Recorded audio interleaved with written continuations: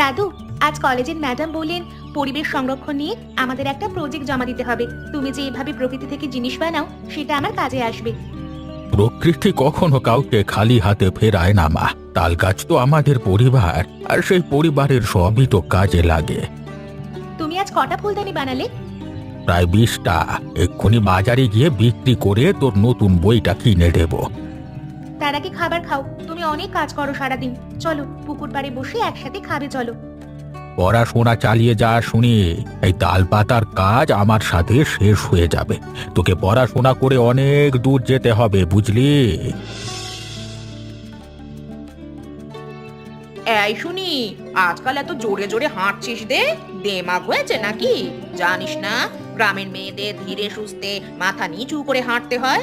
বুঝেছি, পড়াশোনা শিখে তোর এত গর্ব হয়েছে না? না কাকিমা, আমি তো আসলে একটু তাড়াহুড়োর মধ্যে ছিলাম। না না থাক, আমাকে আর বোকা বানাতে হবে না। তোর দাদুর অবস্থা দেখছি, নিজের চোখে দেখছি। সারাদিন হাড় ভাঙা খাটুনি খেটে খেটে তাল পাতা কাটে, আর তুই রাজপুত্রীর মতো কলেজে যাস। ও বুড়োকে কোনোদিন একটু সুখে থাকতে দিবি না রে বাবু। এই এত বড় ধাড়ি মেয়ে হয়েছিস। ঠিক আছে কাকিমা, আমি এখন যাই। আরে বাপ, দাঁড়া দাঁড়া, নতুন ব্যাগ কিনেছিস নাকি? তা কোথায় টাকা পেলি রে? কত টাকা যাচ্ছিস তুই ওই বুড়ো মানুষটার থেকে?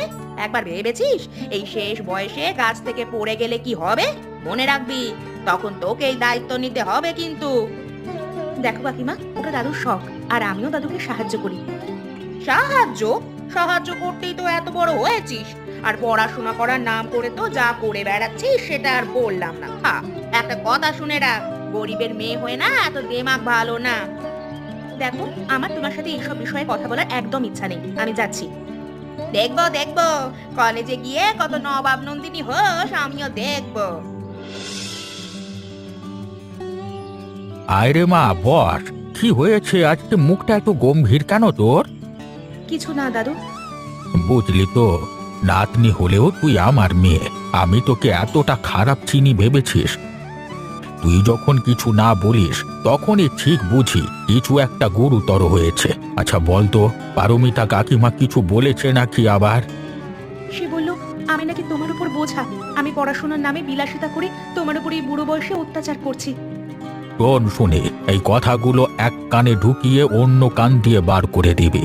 যে যা বোঝে না তাকে সে বিষয়ে কথা বলবার কোনো অধিকার নেই। তুই আমার বোঝা না, তুই আমার এই বুড়ো বয়সে বেঁচে থাকার একমাত্র ধন। এই তাল পাতা, এই পুকুর, মরে গেলে সব কিছু ছেড়ে তো চলে যেতেই হবে, কিন্তু তোর মধ্যে বেঁচে থাকবো আমি, তোর ভালোবাসায়। বাবা মার কথা তোমার মনে আছে দাদু? কি বলিস? মনে থাকবে না? তারাই তো তোর দায়িত্ব আমার উপরে দিয়ে গেল। আজকে যদি তোর মা বাবা বেঁচে থাকতেন, তারাও এর স্বপ্নই দেখতেন। স্বপ্ন আমি দেখি। আমার শেষ নিঃশ্বাস পর্যন্ত তোকে পড়াশোনা শেখাবই, সে যত কষ্টই হোক। ওরা মূর্খ লোকেরা লোভে অন্ধ হয়ে গেছে, বুঝলি? তাই তোর উপর হিংসে করে। ওদের কথায় কষ্ট পাস না। বুঝেছি দাদু। মানে তুমি আমাদের উন্নয়ন প্রকল্পে বাধা দিচ্ছ? ভুল বুঝছেন আপনি, আমি বাধা দিচ্ছি না। শুধু বলছি এই তালপুকুর ভরাট করে গাছ কাটলে আশেপাশের পরিবেশ নষ্ট হয়ে যাবে, গ্রামের বসতি উজাড় হয়ে যাবে। পরিবেশ পরিবেশ তোমার চেয়ে আমি বেশি বুঝেছি, বুঝেছো? এই পুকুর আর গাছের দাম কত সেটা তোমার মতো ভিখারি কি বুঝবে? দেখো পরেশ, তুমি একটা সাধারণ গাছ কাটা কাঠুরে, আমি সরকারি কর্মচারী। এই জমির দায়িত্ব সরকার আমাকে দিয়েছে। তুই কাজ করলে তার বদলে টাকা পাবি, আর যদি বাধা দিতে আসিস তাহলে সরিয়ে দেব, কিন্তু সারা জীবনের জন্য। একটু ভালো করে বোঝার চেষ্টা করুন বাবু, এই তাল গাছগুলোর উপরে অনেকে নির্ভরশীল। যেমন এই দয়ারাম দাদুর সংসার চলে ওই গাছগুলোর উপর নির্ভর করেই। কি বললি? ওই পুরো ওই তাল পাতার ফেরিওয়ালা, ওর জন্য তুই আমার সাথে তর্ক করতে এসেছিস? ও একদিন মরবে, ওর নাতনিও যাবে আমার হাতে, কিন্তু এই জমি থাকবে। আর তুই যদি ভালো চাস তাহলে নিজের লাভের দিকটা দেখ, আমি এখনো বলছি। আমি যাতে মানুষের ভালো হয় সেই কথা বলতেই চেয়েছিলাম বাবু। অনেক ভালো চেয়েছিস তুই লোকের, এখন বেরো আমার সামনে থেকে। গরিবের বাবা সেজো না শুয়োর। নিজের ভবিষ্যৎ দেখতে শেখো, নাহলে ভিকিরি হয়ে জন্মেছো, ভিকিরি হয়ে মরবে। তোরা এখান থেকে বেরো। কি হয়েছে কি? তখন থেকে দেখছি এরকম মুখ ঝুলিয়ে বসে আছো। জ্ঞান সাগর বাবুর সাথে দেখা করে এলে না? টাকার কথা বললে? কত টাকা দেবে এই গাছগুলো কাটার জন্য? টাকা? তার মানে তুমিও চাও আমি গাছ কাটি? টাকার জন্য মানুষ কি সব করতে পারে পারমিতা? সব করার কি আছে?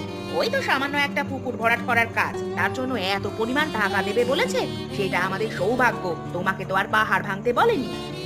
তুমি বুঝতে পারছো না, ওই জায়গাটা নষ্ট করে ফেললে কতগুলো পরিবার ধ্বংস হয়ে যাবে, যেমন আমাদের দয়ারাম কাকা। দয়ারাম কাকা? ওই বুড়ো কি তোমাকে খেতে দেয় নাকি? তোমার দয়ারাম কাকা আমাদের গোটা জীবনটা ওই তাল পুকুরে ডোবাবে নাকি? ওরা নিজেরা নিজেদের আখে ঠিক গুছিয়ে নিচ্ছে, আর আমরা পচে মরছি শুধু শুধু। তবু এই কাজ আমি কিছুতেই করতে পারবো না। তুমি ভালো করে বোঝার চেষ্টা করো। পুকুরটা বুঝে গেলে আমরা সেখানে কাজ পাবো, জমি পাবো, টাকা পাবো। কত বড় জায়গাটায় কত দোকান বাজার হাট হবে, সেখানে আমাদের দোকান করে ব্যবসা করতে পারবো। জীবনের বাকি সময়টা মাথা উঁচু করে বাঁচতে পারবো। কিন্তু সেটা অন্যায় পথে কখনোই নয়। অন্যায়? ন্যায় অন্যায় জ্ঞান আছে তোমার? আমাদের মতো গরিব মানুষের কাছে টাকাই সব। পুরোর ওই নাতনিটার জন্য তোমার কি দরদ উতলে পড়ছে? একটা মেয়েকে এত পড়িয়ে কি হবে শুনি? ওকে দূরে কোথাও কাজে পাঠিয়ে দিলেই তো পারতো দয়ারাম। আসলে বুড়ো হচ্ছে একটা হাড় বজ্জা। তুমি ওই বুড়োদের কথা শুনবে না, জ্ঞান সাগর বাবুর কথা শুনবে। তোমার স্বামীটা বড্ড বোকা পারমিতা, ওকে আমি কত বোঝানোর চেষ্টা করলাম কিন্তু বুঝলো না। ক্ষমা করে দিন বাবু, ওই লোকটা ওরকমই। কি করবো বলুন? তবে কি আছে, আমি তো আপনারই লোক, আমি আপনার পাশে আছি। ভালো, তবে বুড়ো আর ওর নাতনি হচ্ছে আমাদের পথের কাঁটা। ওরা থাকলে আমাদের কাজে বাধা দেবে, লোকজন ওদের পছন্দ করে, তাই ওদের রাস্তা থেকে সরানোটা খুব জরুরি। তাহলে কি করবেন? ওদের সরাতে হবে সারা জীবনের জন্য। কিন্তু সরাবেন কিভাবে? আর পুলিশ? কাজটা কিন্তু অতটাও সহজ নয় বাবু। পুলিশ এমনিতে সব আমার হাতের মুঠোয়, তবে এমন ভাবে সরাতে হবে যেন ওরা নিজেরাই চলে যেতে চায়। ভয় দেখাতে হবে বুড়োকে, যদি না যায় তাহলে দুর্ঘটনায় মারতে হবে। এমন করে করতে হবে যেন লোকের মনে সন্দেহ না ঢোকে, আর কাজটা তোমাকেই করতে হবে। তার বদলে কি পাবো বাবু? টাকা? টাকার কথা ভাবতে হবে না তোমায়। জমি হাত দিলে তুমি শুধু টাকা পাবে না, একটা বিশাল বড় জায়গাও পাবে সেখানে। কিন্তু পরেশকে কিছু বলবে না, সে মস্ত বোকা একটা মানুষ। তুমি কাজ করো, আমি তোমাকে টাকায় মুড়ে দেব। ঠিক আছে বাবু, আমি রাজি। আমি এখন চলি তবে। শোনো, আমার সব ভাবনা চিন্তা হয়ে গেছে। আগামীকাল রাতে আমি দুজন লোক পাঠাবো। তারা কি করবে? তারা দয়ারামের কুঁড়ে ঘরে আগুন লাগানোর ব্যবস্থা করবে। চিন্তা নেই, বেশি কিছু হবে না। তবে ভয় পেয়ে বুড়ো বাইরে ছুটে আসবে পেছনের পুকুর পাড়ের রাস্তায়। ওই জায়গাটা একেবারে অন্ধকার, আর তখনই একটা দুর্ঘটনা ঘটানো হবে। কেউ বুঝতেও পারবে না কোথা থেকে কি হয়ে গেল। কিন্তু আপনি ভুলে যাচ্ছেন বাবু, মেয়েটা মানে ওই সুনিতা, সে কিন্তু খুব চালাক মেয়ে। আরে বাকি কথা তো তুমি শুনলেই না। যখন ওই পুরো বাইরে বের হবে তখন ওই একই রাতে ডাকাত ঢুকবে বাড়িতে, ওকে ভয় দেখাবে, জিনিসপত্র চুরি করবে, চাইলে আধমরা করে রেখে চলে যাবে। দেখবে পরের দিন ঠিক বাপ বাপ করে গ্রাম ছেড়ে চলে পালাবে। বুদ্ধি তো খুব ভালো, কিন্তু আপনি নিশ্চিত এই উপায় কাজ দেবে? তুমি শুধু দেখে যাও আমি কি করি। তোমাকে জানাতে এলাম কারণ তুমি হবে আমার দলের সাক্ষী। বাকিটা আমরা দুজনে মিলে দেখে নেব। কি শুনলাম আমি? দয়ারাম কাকাকে? ছি ছি, সুনিতাকে এইভাবে ক্ষতি করার চক্রান্ত করছে ওরা। ওরা কি মানুষ না শয়তান? একই গ্রামে পাশাপাশি বাড়িতে থেকে একজন মানুষ আরেকজনের এরকম ক্ষতি করতে পারে, এ তো ভাবতেই পারি না। না না, এটা জানানো দরকার। কিন্তু কাকে বলবো? পুলিশ? ওরা বিশ্বাস করবে না। জ্ঞানসাগর বাবু তো বড় অফিসার। পরেশদাকেই বলতে হবে, তিনি ভালো মানুষ। পরেশদা, একটা খুব জরুরি কথা আছে তোমার সাথে। কি হয়েছে কমলা, এত ভয় পাচ্ছিস কেন? কাল রাতে আমি শুনে ফেলেছি জ্ঞানসাগর বাবু আর কাকিমা ওরা ওরা দয়ারাম কাকা আর সুনিতাকে খুন করার পরিকল্পনা করছে। কি বলছিস তুই? এ কেমন কথা? কিন্তু কেন? সত্যি দাদা, আমি জল নিতে যাচ্ছিলাম, উনি আর কাকিমা পিছনের উঠোনে কথা বলছিলেন। যতদূর বুঝতে পেরেছি ওই তাল পুকুরটা অধিকার করার জন্য ওরা এরকম পরিকল্পনা করছে, তাতে ওদের অনেক টাকা লাভ হবে। আমার সন্দেহই হচ্ছিল পারমিতার ব্যবহার দেখে। কমলা, তুই কাউকে কিছু বলিসনি তো? না দাদা, শুধু আপনাকেই বলেছি। এখন কি করব আমি তো কিছু বুঝতে পারছি না। তুই কিছু করবি না, খুব সাবধানে, একদম স্বাভাবিক থাক। আমি সব ঠিক করব, তুই চলে যা, ও ফিরে আসতে পারে।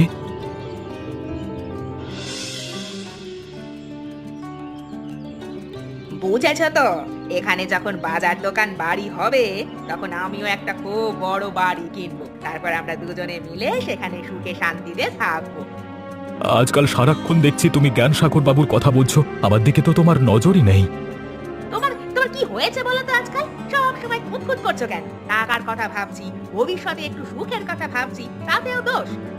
সত্যি অন্য আর কোনো পরিকল্পনার কথা ভাবছিস না তো? ভেবে দেখ আমাদের প্রতিবেশীদের কথা, দয়ারাম কাকাদের কথা।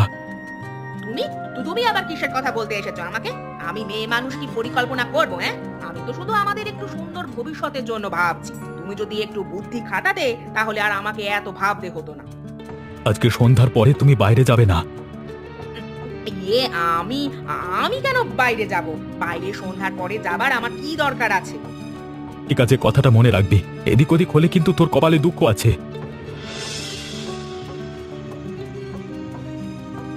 কোথায় যাওয়া হচ্ছে এত রাতে? কিছু না, মানে গলাটা বড্ড শুকিয়ে গেছে, তাই এক গ্লাস জল খাবো। ঘরে তো জল আছে, বারান্দায় কেন যাচ্ছ? ঘরের ভিতরটা কেমন গুমোট লাগছিল, তাই। তাই নাকি? হ্যাঁ হ্যাঁ, তাই তো। আজকে সারা দিন তোর বড় অস্থিরতায় কেটেছে। কালকে রাতের পরিকল্পনা মনে পড়ছে নাকি? কি পরিকল্পনা পরিকল্পনা করছো বলো তো? তুমি কি পাগল হয়ে গেছো? আমাকে সব কিছু জবাব দিতে হবে নাকি তোমাকে? আমি কি তোমার ঘরে বন্দি হয়ে আছি নাকি? না, বন্দি করবো কেন? কিন্তু আজকে এই ঘর থেকে বের হতে দেব না। দরজা জানালা সব বন্ধ থাকবে, আর চাবিও আমার কাছেই থাকবে। কথাটা কিন্তু তোমাকে আগেই বলেছিলাম। তুমি আমাকে বিশ্বাস করো না? আমি তো আমাদের ভালোর জন্যই। আজকের রাতটা যাক, কালকে সকালে দেখা যাবে কার ভালোর জন্য কে কি করেছে। এখন ঘুমাও। তোমার সাথে বিশ্বাস অবিশ্বাসের কথা আমার পরে হবে। দয়ারাম, আজকে থেকে তোমার এই বেআইনি দখল বন্ধ করতে হবে এই জমির ওপরে। গাছ কাটা হবে, পুকুর ভরাট হবে, আর যেন এদিকের জমির ওপরে তোমাকে না দেখি। কি বলছেন কি আপনি? বেআইনি দখল করবেন না জ্ঞানসাগর বাবু, আপনার ক্ষমতার বলে। আমার বাবার দাদার জমি, এটা আমার কাছে সব কাগজপত্র আছে। দাদু, তুমি চলে যাও ঘরে, আমি কথা বলছি। তুই দুদিনের মেয়ে কি কথা বলবি? এই তোরা গাছ কাট। সাহস থাকে তো হাত লাগিয়ে দেখ। যে প্রথম গাছে হাত লাগাবে তার হাড়গো আমি ভেঙে দেবো। আজকে তোমার পরিকল্পনা কাজ করবে না জ্ঞানসাগর বাবু। বুড়ো মানুষকে অত্যাচার করতে এসেছো? হ্যাঁ, সাহস থাকে তো আমার সাথে লড়াই করো। পরেশ, তুই জানিস এর পরিণতি কি? থাক, তোমাকে আর পরিণতির ভয় দেখাতে হবে না। নিজের পরিণতি কি হয় সেটা দেখো। যাও, ভাগো এখান থেকে। তোরা কি ভেবেছিলিস আমি ভয় পাবো? এই তোদেরকে টাকা দিয়েছে না? এই গাছ কাট। এই তোদেরকে টাকা দিয়েছি না? গাছ কাট না, এই আহাম্মক। আর না হলে এদের মুন্ডুগুলো কাট। হাঁ করে দাঁড়িয়ে আছিস কেন? আমি টাকা দিচ্ছি, কাজ কর, গাছ কাট। বাবু, এত গাঁয়ের লোক এরা যদি পরে আমাদের বাড়িতে মারধর করতে চলে আসে, তখন কোথায় যাবো? পালাবো কোথায়? শোনো সবাই, এই মানুষটা শুধু গাছ কাটতে আসেনি। কালকে রাতে দয়ারাম কাকাকে আর সুনিতাকে মেরে ফেলবার পরিকল্পনা করেছিল। এত বড় শয়তানি! আবার আর আমার নাতনির প্রাণ নেওয়ার চেষ্টা করছিস তুই? তুমি একটা দানব। আরে আরে, তোমরা আমার দিকে এরকম এগিয়ে আসছো কেন? শোনো শোনো, এগুলো মিথ্যে অভিযোগ। আমি একজন সরকারি কর্মচারী, আমাদের কাজে বাধা দেওয়া হচ্ছে। আমি সাক্ষী আছি, এই শয়তানটার কথা তোমরা শুনবে না। কাল আমি সন্ধ্যায় তোমাকে আর পারমিতা কাকিমাকে ষড়যন্ত্র করতে শুনেছি। আজকে তোমাকে আমরা পুলিশে দেব না জ্ঞানসাগর বাবু, কারণ তোমার সেখানে চেনা জানা আছে। কিন্তু তোমাকে শিক্ষা দিতেই হবে। যদি লোকের হাতে মার খেয়ে মরতে না চাও, তাহলে এক্ষুনি এখান থেকে চলে যাও। কে কে কে তোমরা? কি চাও? টাকা? টাকা দেবো, আমাকে ছেড়ে দাও। এখানে কেন এনেছো আমাকে? খুব লোভ তোমার, এবারে তোমারও উচিত শাস্তি হবে। আমাদের টাকা চাই না পারমিতা। তুমি একজনের প্রাণ নিতে চেয়েছিলে, একজনের জীবন নষ্ট করতে চেয়েছিলে। আজ সেই হিসাব তোমাকে মিলাতে হবে। না, ওটা দয়ারাম কাকার বুদ্ধি। আমি শুধু টাকা চেয়েছিলে। টাকার জন্য তুমি খুন করতে চেয়েছো, তাই তো? এবার বলো কি করতে হবে। শোনো, তুমি এখনই জ্ঞানসাগরকে ডেকে এখানে আনবে, কোনো ছলে বা প্রলোভন দেখিয়ে। আমরা জানি ও পালিয়ে যায়নি, এখানেই লুকিয়ে আছে কোথাও। বলবে খেলা এখনো বাকি আছে, আর সব বুদ্ধি তুমি করেছো, তাই এবারে আর ঠকার ভয় নেই। আনবো আনবো, আমি তাকে আনবো এই পুকুরের ধারে আজ রাতে। দয়া করে ছেড়ে দাও আমাকে। যাও, মনে রাখবে আমরা কিন্তু সব দেখছি।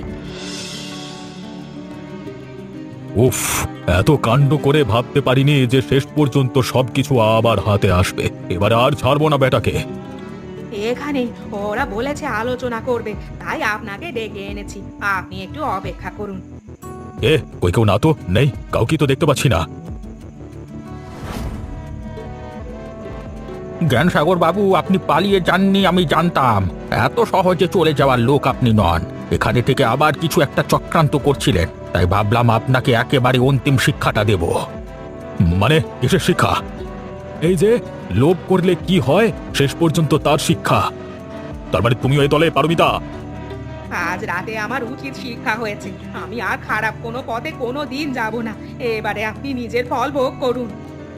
ওরে বাপরে, কি করছো তোমরা? পাগল হয়ে তো ছাড়ো, আমাকে ছাড়ো। ওরে বাপরে বাপ, ও মা গো! আপনি তাল গাছ কাটতে চেয়েছিলেন না? ওই তাল পুকুরের পাড়ে থাকা গরিব সংসারের লোকেরা আপনাকে একটু তাল গাছের ডান্ডা দিয়ে শিক্ষা দিচ্ছে। ওরে বাবা, আমার লুঙ্গি জামা সব মারতে মারতে খুলে দিল। আগো বাঁচা, ওরে বাবা! আশা করি এরপর আর কেউ কোনোদিন এমন কাজ করবার কথা স্বপ্নেও ভাববে না। বুদ্ধি ভ্রষ্ট হয়েছিল আমার, তাই আমাকেও ক্ষমা করে দিন। কিন্তু ওই দেখুন, ওই বাবারে বাবা, আবার ছেড়াও গো, আমার শরীর ব্যথা হয়ে গেল। ডান্ডার বাড়ি খেয়ে খেয়ে আবার পেছনে আগুন জ্বলছে। যা যা, ভাগ এখান থেকে, যা। তাহলে দেখলে তো, গরিব বলে অপমান করতে নেই। আমরা গরিব হলেও আমাদের একতার দাম আছে, আর এখন থেকে আমরা আরো বেশি করে মিলেমিশে থাকবো। চলো সবাই, চলো, অনেক রাত হয়েছে, নিজের ঘরে ফিরে যাই।